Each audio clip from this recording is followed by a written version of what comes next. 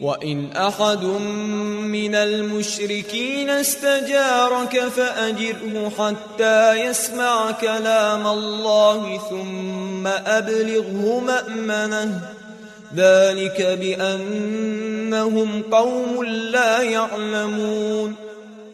اور اگر مشرکین میں سے کوئی تم سے پناہ مانگے تو اسے اس وقت تک پناہ دو جب تک وہ اللہ کا کلام سن لے، پھر اسے اس کی امن کی جگہ پہنچا دو، یہ اس لیے کہ یہ ایسے لوگ ہیں جنہیں علم نہیں ہے۔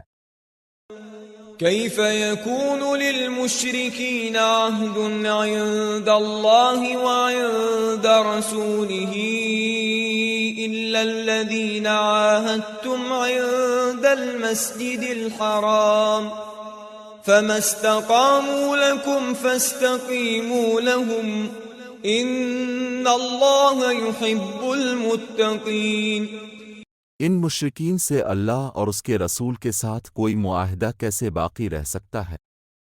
البتہ جن لوگوں سے تم نے مسجد حرام کے قریب معاہدہ کیا ہے، جب تک وہ تمہارے ساتھ سیدھے رہیں تم بھی ان کے ساتھ سیدھے رہو، بے شک اللہ متقی لوگوں کو پسند کرتا ہے۔